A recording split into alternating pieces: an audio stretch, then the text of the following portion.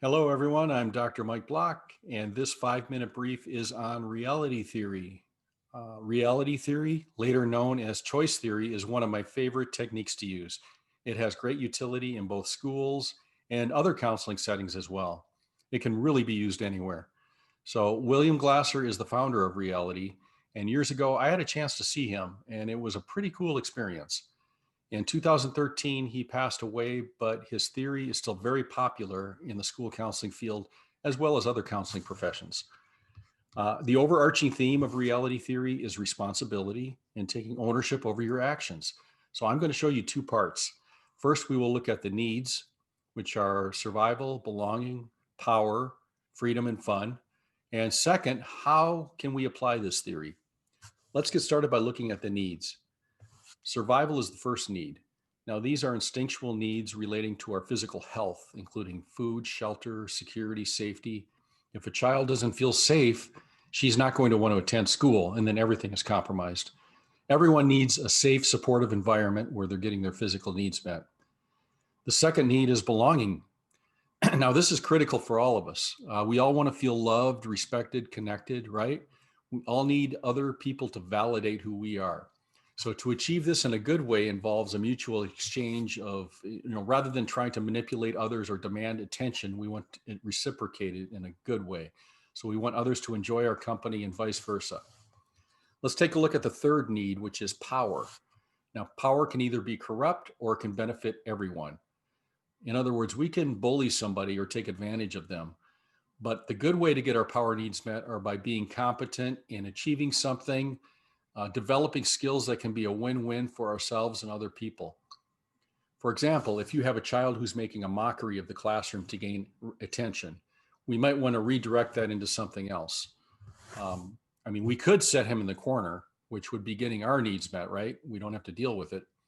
But another plan might be putting him in charge of something that benefits both him and his classmates and also maintains order. But understanding with that comes responsibility. Now, the fourth need is freedom. Freedom is very important. People need to have choices. If a system is too rigid or autocratic, it tends to take our creative capacity away. And it's really hard to function if we don't have an element of choice. It's helpful to give children boundaries, but within those boundaries, they should have the ability to choose. This is why differential learning has become so popular, because it allows students to demonstrate knowledge in different ways. Last but not least is fun. We all need that spontaneity, the ability to enjoy ourselves, to be ourselves. That's at the heart of our authenticity. Now, how do we know if something is a need or a want? This is a good question. A want is something that you can desire, but it's not necessary. In other words, you're not going to be hurt if you don't have it. Where a need is something that if you don't have it, you become less functional, things get worse for you, and over time, you get sicker. Now, students and people in general will often describe their needs as wants. They might say something like, I want to feel safe, or I want to have friends, I want to be in charge, I want to choose, I want to have fun. It's really easy to identify needs. Let's go into the system of how to use reality theory. So we're going to take a look at the WDEP model. What do you want? What are you doing? Let's evaluate and plan. WDEP, easy to remember. So I'll take you through a simple scenario. Let's say you're working with a child who is struggling to make friends. Maybe she's just too shy or passive, which often happens, right? She can't understand why she's constantly rejected. She thinks there's something wrong with her, and kids will often do this. They will, perpetuate these self-defeating thoughts, which result in negative feelings and ultimately self-defeating behaviors. But we know what she wants. She wants to make a connection with some other kids. She wants a sense of belongingness. So I might have her take me through a situation where she's trying to engage with others. And she explains to me that often during lunch, when everybody's having fun and playing, she sits in the corner hoping to get noticed. And this never happens. So she feels rejected day after day. Obviously, in evaluating this plan, this isn't working for her. It's not achievable.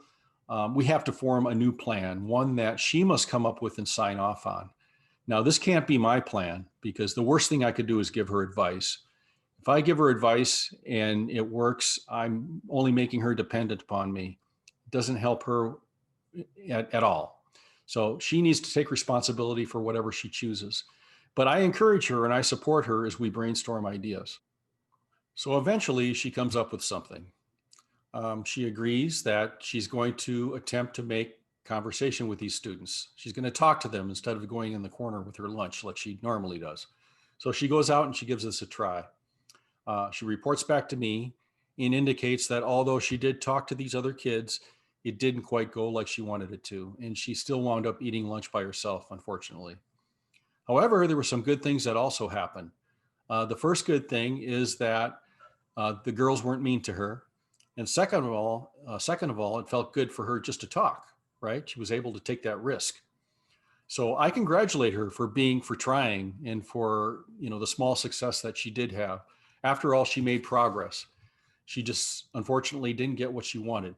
So we're going to tweak the plan a little bit. Maybe this time she'll go out and be a little more assertive. She might make more eye contact. She might take the lead in talking about something, whatever she agrees to do. Eventually, with enough attempts, she's going to get what she wants. And this is the beauty of reality theory. You never give up, you always encourage until the desired result is achieved. The important thing, though, is that students have to see, feel, and hear the consequences of their actions. You can't simply talk about it, and you have to follow through. It involves risk, it involves goal setting, but in the end, it's a fail-proof plan. And I encourage you to try this. Do more research on reality and choice theory to see if this is something you might incorporate in your practice. And that is our 5 minutes.